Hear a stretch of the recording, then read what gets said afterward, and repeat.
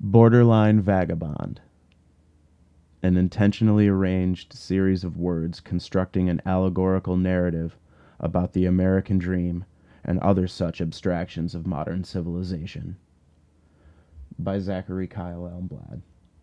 That's me. Copyright 2010 to 2014 by the New Scum Productions.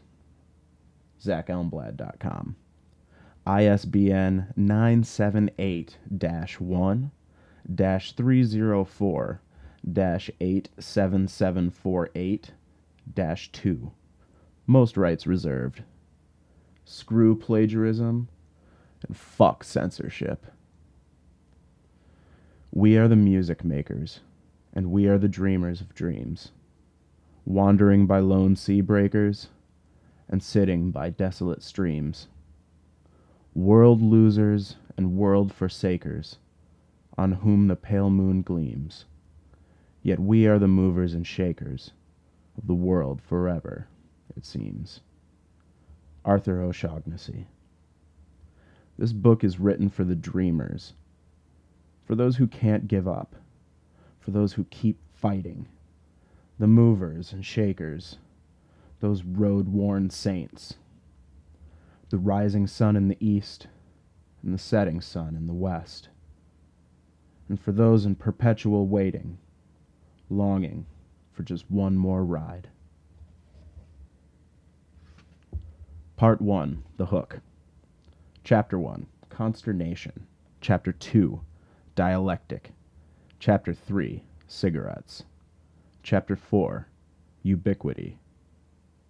Part 2, The Line. Chapter 5, Dreams. Chapter 6, Deliverance. Chapter 7, Salvation. Chapter 8, Precursors. Part 3, The Sinker. Chapter 9, Arrival. Chapter 10, Morning. Chapter 11, Pancakes. Chapter 12, Lucidity. Chapter 13, Ghosts. Chapter 14, Goodbyes. Chapter 15, Truckers. Chapter 16, Mountains. Friends, our mid-20s were wrought with emotional upheavals, grave senses of inadequacy, delusions of immortality, boundless hope for a better tomorrow, and an insatiable lust for adventure. For those few short years of our lives, we found ourselves running madly in search of something we couldn't have ever hoped to find. We wanted a personalized, single-serving portion of the world that was tailor-made just for us. We were children in the eyes of the universe, unabashedly idealistic in our pursuits of happiness and brazenly defiant of the people who expressed any doubt in us. Privileged halcyon days that we spent crisscrossing the continent in a vain quest for the physical embodiment of an ages-old metaphor. We may never have found the American dream, as anyone else would have seen it, but we did find a world around us that suited our tastes and purpose just fine. All in all, it's easy to say that you know what the dream is. It's easy to say you've found it, and it's even easier to say you haven't. For us, the most fun had always been found in the pursuit of things, anyhow. It always made for a better story. Part 1, The Hook. Chapter 1, Consternation. You'll never be loved. Those were the first words I managed to hear out of what was becoming a long line of obscene and incessant curses that I could have sworn were being directed at me. But from whom? For what reason? Pig fucker! I couldn't quite tell if it was a dream or if it was really happening. Bastard! Prick! Cocksucker! Wake up! I heard it again. But where was I? Who was yelling? How did I get here? When? I got punched in the shoulder, not hard, but with enough force to wake me up for real this time. With certainty, this was indeed the waking world. I shook my head and opened my eyes. The room was unfamiliar at first glance, but I was pretty sure that I recognized the voice. It's 9 p.m. We should have punched 6 whores in the mouth and drunk a gallon of gin by now. Why are you still sleeping? I was hearing him shout now, jumping up and down on the floor next to the couch. He was red-faced and pointing at me with a violently extended index finger. What day is it? I moaned. I stuttered when I said day. I'd do that sometimes. I was still waking up. How long had I slept? When did I get here? Where was here? Why was I here? For what purpose? Tuesday, Friday, Easter, who cares? Let's get drunk and walk out on our tab. We've got shit to do and chicks to screw. Fuck it. You're right. Let's do this thing. No time like the present. I peeled myself up off the couch and palmed the coffee table for my glasses. I was too lazy to wear contacts, and too poor for LASIK. Complex and expensive organs, the eyes. I rubbed them because they felt like they needed to be rubbed. It didn't really help. Get up and take a piss. It's time to fuck cocaine and snort hookers. Wait. Never mind, I fucked that up. Whatever. Let's just go down to the skank shack and throw dollar bills at titties. What? My face must have said to him, what the fuck is going on, as he leaned in close.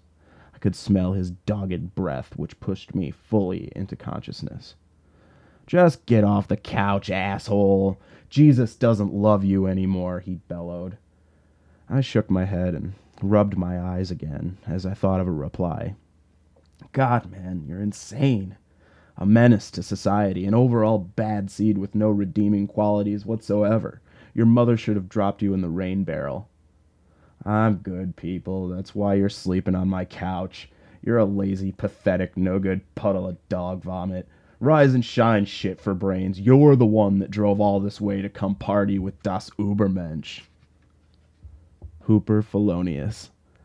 Simultaneously the craziest and most interesting person I have ever had the pleasure to meet. He was laying low in some strange neighborhood just outside of Chapel Hill, North Carolina. It had been nearly a year since I'd seen him last, and time spent with this gnarled experiment of humanity had previously consisted of endless tirades of alcohol, strippers, and sleepless nights. What would have ever led me to believe that this exchange would be any different? He'd buy you shots at the bar just to watch you get too drunk to keep up with him. He'd give you a brownie and never tell you it's dosed with pot butter and liquid acid. He would just rather wait for you to figure it out yourself when your brain started feeling melty. Never accept food from a stranger, as a general rule, but especially not one with a smile like his. He has a knowing smile, an anticipatory smile, a downright wicked and treacherous smile, a smile you wouldn't forget for the rest of your life. We had lived together for a stretch, sometime in the fog of the past, and had developed a strange method of communication that mostly involved the limitless use of profanity and offensively diminutive insults. It seemed to work well for us. It was good to see my friend again at such long last. Fire up the bong, Hoop. I got a tingle in my shaft. I want to skull fuck a hooker. You're a failure. Always were. You couldn't even fuck a girl in a brothel with $1,000. I'd bang 1,000 hookers in an afternoon. Jesus taught me mind control when we vacationed in the Czech Republic. I'm secretly controlling you. You've got no free will, motherfucker. Mind control, is it? Was it you that just told my mind to get out of the house and proceed directly to the nearest bar? Hell yes, I did. That was definitely me. Well, damn, man, I guess I'll just have to trust your judgment. It's good to see you can maintain moral integrity when utilizing mind control. Morality? Ethics? You're starting to think now. I wondered if it'd be possible with that tiny lizard brain of yours. You're finally beginning to understand the greater purpose, man. My greater purpose is to get drunk and get that lizard wet. We're leaving. I hope you're ready for this. He was a crude person, but not out of necessity or ignorance. He was a crude person because he found it utterly hysterical to offend people. He was sick with the power of words. He'd call a stranger a pussy to his face, and then give the guy a high five and buy him a shot. He'd piss off his roommates by chopping up a pizza with his hatchet at 4 a.m. because that's what he does. He'd come to your house and eat all of your food and then show up a week later with a car full of groceries and a backpack full of drugs and booze. He'd buy you a pack of cigarettes to pay back the square he bummed off you a week ago, but then he'd just smoke half the pack anyway. He would read things out loud in other languages that he didn't actually speak. When this guy was around, everybody had a good time. He was one of those rare people, the ones that are so memorable they couldn't properly be explained in 100 pages. The guy you're proud to call a friend, even if he disgusts everyone else around you. That's why I drove halfway across the country to see him. He was that cool. Being in the presence of the guy made you certain that life wasn't a boring sequence of jobs you hated and friends you pretended to like. Hooper is one of those people that made life worth living. I found a new tit bar a couple of miles away. Get in the truck, let's go throw money at chicks. Finally, a good idea. I was wondering when you'd be over with the formalities, fully prepared and ready to find the main nerve. Oh, I'm ready. We collected keys, wallets, phones, and sunglasses. We each had a glass of Dewar's and rolled up a fat joint to burn on the ride out. There really was no cocaine.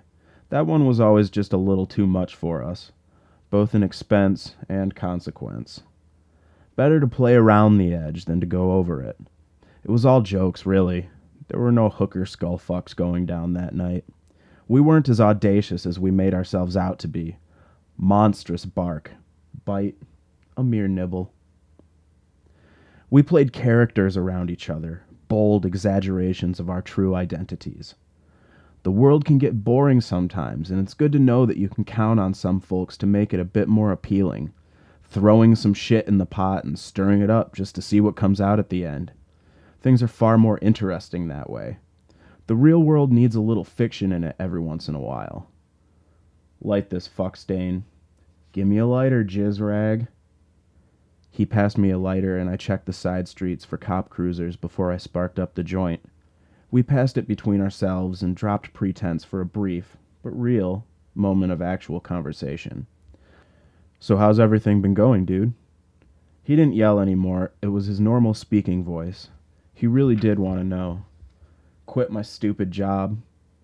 They had it coming. Maybe. Still a pretty stupid move on my part, though. As soon as I get home, I'll be out of cash with no prospects of employment. Gonna be a long few months. Aw, come on, it can't be that bad. You'll get another job. At least you've got a house and a car and enough time and money to come drink with me in the dirty South. You're right, man, it isn't all that bad, but I just wish I could get a better layout of life every once in a while. All this day-to-day drudgery and the bills and these monotonous pseudo-relationships make me want to eat paint chips. I think I'm getting soft. Old, maybe. Soft as a limp dick? What are you gonna do, cry? We'll get you all cheered up, man, don't worry. I'm glad you made it out, and we're certainly gonna have a good time. No sense sitting around wishing you were dead. Get off of it. You're right, man, I know. I'm just overemphasizing the negative. There's hot chicks to look at, booze in the freezer, music on the iPod, and good times on the calendar. I just wish the fun never stopped. Fun wouldn't be fun anymore if you didn't have some bad shit go down between the good times. You know this, idiot. Stop getting down on yourself. We're nearly there. He pulled a half-full bottle of Jose Cuervo from underneath his truck seat. He twisted off the cap, put it to his lips, and suckled a mouthful before handing it over to me. Ha! He punched the roof of his truck. Road tequila? I've been saving this for a special occasion. Today is that occasion. I don't usually share my road booze, but you're a special guest. Thanks for the VIP treatment, I said, as I took a good warm gulp for myself. Tequila burns a little more when it's been in a hot car for who knows how long, but the effect is still the same. I reached into the cargo pocket of my shorts for my pack of smokes, flipped the flap open, and grabbed one with the corner of my mouth. I fished a lighter out of the other pocket and sparked up. Thought you were quitting, man. Those little fucking bastards are gonna kill you someday. Keeping that fifth of Cuervo under your seat isn't a very good idea either, you know. And besides, quitting is for quitters, isn't that right?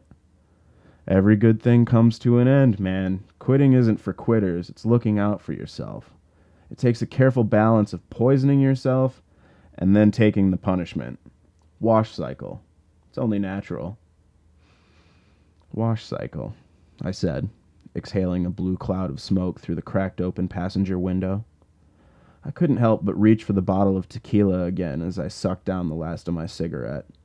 I flicked the butt out of the window and narrowly missed a less than thrilled pedestrian. We pulled into the strip club parking lot, which was surprisingly empty considering how many people were inside. It was near a few hotels. They must have walked from there. The security in these places can border on the excessive, and $20 a head was way too much for a cover charge. We ponied it up and figured we'd be sure to get our money's worth. After photocopies of our driver's licenses were taken, we were led through a large black door. As it opened, the scent of sweat, cheap perfume, and despair filled my nose in a shotgun blast of sensation. The surroundings were all too familiar to a man like myself, who has spent a time or two in the gentlemen's clubs of our fair nation. There were mirrors on the walls, disco balls sending shattered reflections all over the room, imitation velvet chairs with low arms, UV responsive carpet, and a long Formica bar top with a leather-skinned woman behind it who had graduated from stage girl to bar manager. They call people like her lifers. We made haste for the bar, looking the woman in the eyes as we approached. We're no hooligans, lady, and you no fool. Let us remember that and keep face. She put her hands to either side, leaning against the bar with an anticipatory bartender's stance. What can I get you, boys? Before I could open my mouth, Hooper was already summoning a plethora of libations. 2 Irish car bombs, 2 shots of Jaeger, 2 Newcastles, and some peanuts if you got 'em. I tip well, lady. Right away, honey, she said in a Marlboro-tinged southern accent. You're going balls deep on the first thrust, aren't you, Hoop? No other way. A toast. Say a fucking toast and let's be on with it. I hunger and thirst for justice, but mostly I just thirst. My favorite toast I didn't write. I stole it from Neil Gaiman in a chapter of Sandman. To absent friends, lost loves, old gods, and the seasons of mists. And may each and every one of us always give the devil his due. Hail Satan! Hooper screamed before he pounded his Irish car bomb and brought it down with a hollow smack against the bar. I followed suit, and we quickly moved to the Jaeger shots. Better than to let them get warm, you know. To the new millennium, Jägermeister Christ! I yelled at the top of my lungs while I tipped back the Jaeger and poured it down the hatch. We laughed for a bit as the bartender watched us with a shocked stare and widened eyes. Starting a tab? She said, probably hoping we'd say no. Fuck yeah, we're starting a tab. We're only getting started. We had to pay $20 to get into this place. More drinks, Hooper snarled. She took his credit card with a nervous grin, and we gingerly sipped the Newcastle. We had to hold off on shots for a while, or else we'd be dragged off by the shirt collars. There were pairs of very large and very scary guards at every door. They periodically glanced at us over the rims of their sunglasses, just long enough to let us know we were being watched. They were ready for us to make one false move, and they'd be there. They were practically foaming at the mouth to throw us out of that place. We were trouble from the start. Boisterous and argumentative. Free and proud of it. Sometimes I wonder if we actually scared people with our general demeanor. It wouldn't have been the first time we were dragged from a bar either. Oh no. We had a tendency to offend. Although our behavior was funny to us, it was rarely funny to anyone else, especially those on the receiving end of our attempts at stretching the limits of decency. The awkward silence of the club was broken with the familiarly irritating voice of a strip club DJ. Coming up next, the sexy Sandra struts her stuff on the stage. Meanwhile, 2 girls for 20. Pick your 2 favorite babes and retreat to your very own private paradise in our VIP lounge. The DJ's stereotypical voice cut over the opening synth lines of Poker Face by Lady Gaga. Sexy Sandra wasn't so sexy. She was the fat chick they kept around for fetish's sake. There's always the construction worker in the back that comes up to stick dollars in her fat rolls, bluffing with her muffin, indeed. She prowled around the stage as if she was searching for a bowl of ice cream and grabbed the pole in the middle, untying her top for the big reveal. I wondered how much it would cost to get her to keep it on. She unleashed the fury as the construction worker yelped and spilled another of his many beer stains to come on his plain white t-shirt. He ran up to the stage with a dollar bill in his hand, and his legs shook as he slipped it underneath a watermelon breast she lifted for him. He sauntered back to his table with a toothy grin. Sooner or later, she would have his arm in hers as she led him to the VIP lounge for a 20-minute dance with the other big girl, Dion. There's a woman for every man and a man for every woman. That guy might never forget this night. We wouldn't either. Be sure of that. I heard a loud voice yell from behind me. Christ! Get off the stage and onto a treadmill! Hooper wasn't one to sugarcoat things. She ignored him and carried on with her performance. I'd bet she was in her mid-20s, probably been dancing about 3 or 4 years. She had a product to sell, a specific demographic, and a willing clientele. Hooper's caterwauling surely wouldn't affect her income or success. Strippers don't strip because they're made to do it. Strippers strip because they make money doing it. There's all kinds of women, and they're equally represented at a strip club. There's Asians, blacks, Latinos, whites, fatties, anorexics, tattooed, dreadlocked, pierced, and vajazzled. So many women, so little time. What a shame. Everybody's got their penchant, and strip clubs aim to please. Hooper would be sure to find a girl he liked if he just waited long enough. The next was Foxy Roxy, as the DJ called her.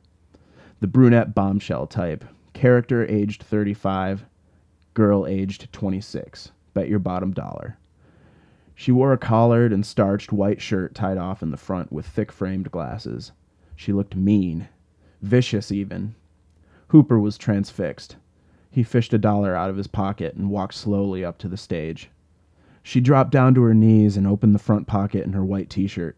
Hoop folded the bill in half and stuck it in.